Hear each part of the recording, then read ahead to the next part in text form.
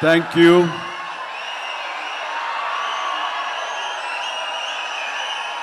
దూర ప్రాంతాల నుంచి, ఇక్కడ ఈ సిటీ నుంచి, చుట్టుపక్కల నుంచి, 2 రాష్ట్రాల్లోనే కాకుండా ఇతర రాష్ట్రాల నుంచి కూడా వచ్చేటువంటి ప్రతి ఒక్కరికి, మా మెగా ఫ్యాన్స్ అందరికీ హృదయపూర్వక నమస్కారం. అలాగే మీకు నూతన సంవత్సర శుభాకాంక్షలు, అలాగే ముందస్తుగా సంక్రాంతి శుభాకాంక్షలు.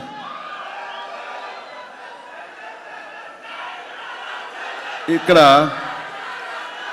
నా మిత్రుడు, సోదర సమానుడు, అత్యంత ఆప్తుడు వెంకీ, ఆయనతో చేయటం అన్నది నాకు చాలా ఎక్సైటింగ్ ఉంది. దాని గురించి తర్వాత మాట్లాడతాను. ముందుగా ఏంది వెంకీ సంగతి అంటే అదిరిపోద్ది సంక్రాంతి అని. ఏంది బాసు సంగతి అంటే మనదే కదా సంక్రాంతి అని, ఎరగదిద్దాం సంక్రాంతి అని అంటాం. ఇక్కడ ఈ సందర్భంగా ప్రత్యేకించి మనదే కదా సంక్రాంతి, ఎరగదిద్దాం సంక్రాంతి అనేది కేవలం మన శంకర వరప్రసాద్ గారిదే కాదు. ఈ సంక్రాంతి మొత్తం మన తెలుగు పరిశ్రమది అవ్వాలని మనస్ఫూర్తిని కోరుకుంటున్నాను. అందరికీ డార్లింగ్, ఇందా మన అనిల్ చెప్పినా, ఎవరు చెప్పినా, ప్రభాస్ రాజా సాబ్ కానీ, అన్నయ్య అంటూ ఆప్యాయంగా పిలిచే నా తమ్ముడు రవితేజ సినిమా కానీ, అలాగే మా ఇంట్లో సరదాగా తిరుగుతూ చిన్నప్పటి నుంచి పెరిగినటువంటి శర్వానంద్, నారే నారే నడుమ మురారి కానీ, నాకు గురువుగా నన్ను భావిస్తూ నా శిష్యుడిగా ఉన్న నవీన్ పోలిశెట్టి, వీళ్ళందరి సినిమాలు కూడాను ఈ సంక్రాంతికి సూపర్ హిట్ అవ్వాలని, తద్వారా వాళ్ళకి విజయం లభించడమే కాదు, తెలుగు సినిమా పరిశ్రమకు, నిర్మాతలకు, బయ్యర్లకి, వీళ్ళందరూ కూడా సుభిక్షంగా ఉన్నప్పుడే అదే నిజమైన సంక్రాంతి.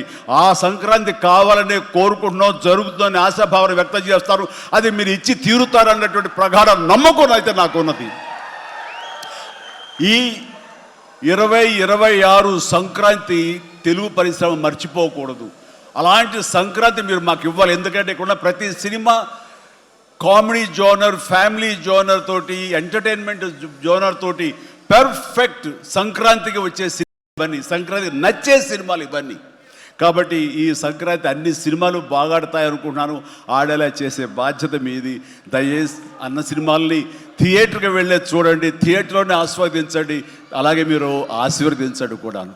ఆల్ రైట్, ఇక అది ఆ పక్కన పెడితే, చాలా కాలం క్రితం మా దర్శకేంద్రుడు రాఘవేంద్ర గారు ఎప్పుడో మాట్లాడుతుండేవారు, బాబాయ్ నీకు అనిల్ రావుప్పుడు సినిమాలు ఎన్ని చూసావో తెలియదు కానీ అతని కామెడీ టైమింగ్ కానివ్వండి, అతను హుషారు కానివ్వండి, చూస్తుంటే నాకు మళ్ళీ మీతోటి అతను చేయగలిగితే ఆ ఇద్దరి కాంబినేషన్లో వచ్చేటటువంటి సినిమా అసలు వేరే లెవెల్లో ఉంటుంది. ఐ విష్ మీరు త్వరగా చేయాలని, కలవాలని నేను కోరుకుంటున్నాను. అది ఎప్పుడు వస్తుందో ఏటో తెలియదు. ఎన్నో సంవత్సరాల క్రితం అన్నారు, కానీ సరిగ్గా ఈ సంవత్సరం బిగినింగ్లోనే ఆయన చేతుల మీదుగానే క్లాప్ కొట్టి ఈ సినిమా ప్రారంభించారు. అది ఆయన మనసులో మాట, ఇది పెద్ద సూపర్ హిట్ అవ్వాలి అని చెప్పేసి. ఎందుకంటే ఆయన కామెడీ లైక్ చేస్తారు. ఆయన సినిమాల్లో ఘరానా మొగుడు ఎంత విజయం సాధించిందో అలాంటి విజయం సాధించాలి ఈ సినిమా అంటూ ఆయన ఎన్నోసార్లు నాతో చెప్పుకుంటూ వచ్చారు. ఎన్నోసార్లు సెట్కి రావాలని పిలవేయడం కూడా మరి అడిగారు, మనమే పిలలేదు. ఆయన ఎవరైనా హీరోయిన్లు ఉన్నప్పుడు మాత్రమే వస్తాను, ఏదైనా హుషారుగా వస్తుంది అంటుంటారు ఆయన. అది కుదరలేదు ఎందుకో. బట్ ఏమైనా సరే ఈ సినిమా కథ కుదిరింది అని సంక్రాంతికి వస్తున్నాం తర్వాత అనిల్ రావుపూడి నా దగ్గరకు వచ్చి కథాంశం చెప్పినప్పుడు చాలా బాగుంది, ఫ్యామిలీ టచ్ ఉంది, సెంటిమెంట్ ఉంది, చిన్నపిల్లలతో నాకు అటాచ్మెంట్ ఉంది, చాలా హృదయంగా ఉంది, హార్ట్ టచింగ్ సీన్స్ ఉన్నాయి.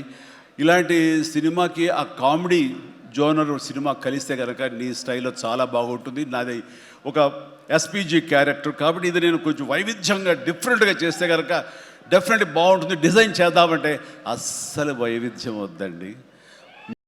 ఏ సినిమాలు అయితే గతంలో చేశారో ఏ దొంగ మొగుడు, ఘరణ మొగుడు, రౌడీ అల్లుడు, అన్నయ్య, ఇలాంటి సినిమాలు ఏవైతే ఉన్నాయో, ఇది చంటబ్బాయి, నాకు అలా ఉంటే చాలు. ఎందుకంటే అలాంటివి అప్పట్లో జనం చూశారు. వాళ్ళందరూ ఇప్పుడు చాలా పెద్దవాళ్ళు అయిపోయారు. వాళ్ళకి అది గత స్మృతులు, చాలా తీపి జ్ఞాపకాలు. ఇప్పుడున్న జనరేషన్ మీరు అవి ఎలా చేస్తారో కూడా వాళ్ళకి వాళ్ళకి ఏమీ తెలియకపోవచ్చు. కానీ అది ఇది తెలిసిన మధ్యలో పుట్టి మాలాంటి వాళ్ళం అది మళ్ళీ ఈ జనరేషన్ గుర్తు చేసి మీరంటే ఏమిటో తెలియచెప్పాలన్న నా ప్రయత్నానికి మీరు చెయ్యాలి. ఆ విధంగా నేను అన్నందుకు ఐ థింక్ ఓకే. ఇంకా అలా చేయటం కనుక అది నా కేక్ ఒకటే మీతో అలా చూడాలి నా కోరిక. అంటూ ఎప్పుడెప్పుడు సినిమాల్లో ఏమేమి సీన్స్ ఉన్నాయో అవన్నీ కూడా పొందుపరిచి ఒక క్యాప్సూల్లా చేసి ఆయన దాన్ని ఫోన్లో పెట్టుకునేవారు. ఏదైనా ఒక సీన్ ఉంటే కనుక ఈ సీన్ని ఈ సినిమాలో ఉన్న ఈ కామెడీ టైమింగ్తో దీన్ని కన్సీవ్ చేశాను, అలా మీరు చేయాలని.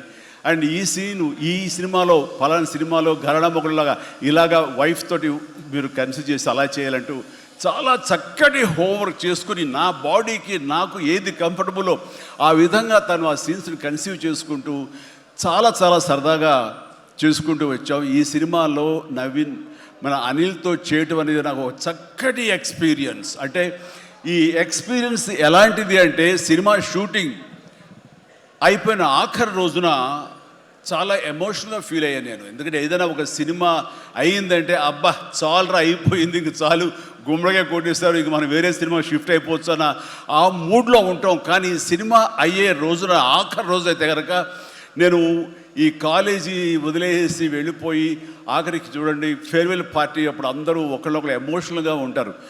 వేరే మళ్ళీ ఎప్పుడు కలుస్తారో ఎలా కలుస్తారో తెలియని పరిస్థితి. అలాంటి ఎమోషన్ ఎందుకో లోనయ్యాను. అది నాకు ఎప్పుడు అంతకుముందు అనుభవంలో రాలేదు, ఎప్పుడు లేదు నాకు. అలాంటి ఫీలింగ్ వచ్చింది. అనిల్ ఏంటంటావు అనిల్ అని. ఏమో సార్ నాకు అదే ఫీలింగ్ ఉందండి అని.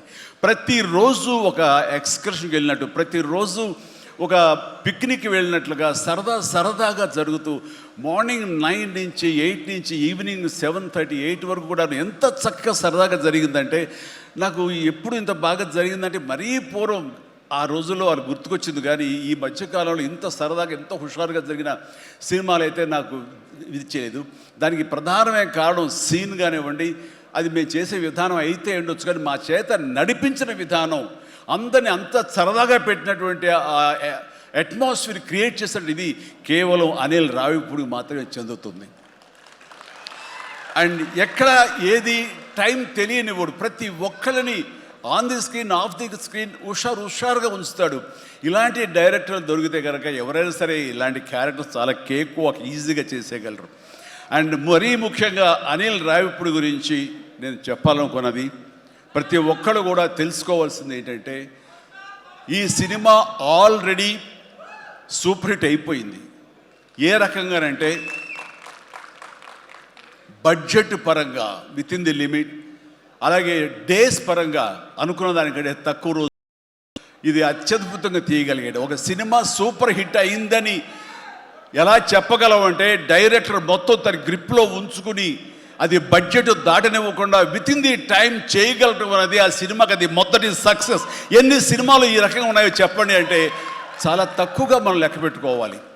ఆ రకంగా ఇది మొదటి విజయం సాధించింది. రెండో విజయం రేపు 12వ తారీఖున ప్రజల ముందు మీరు నిర్ణయిస్తారు ఎంత ఘన విజయం మీరు మాకు ఇస్తారు అన్నది.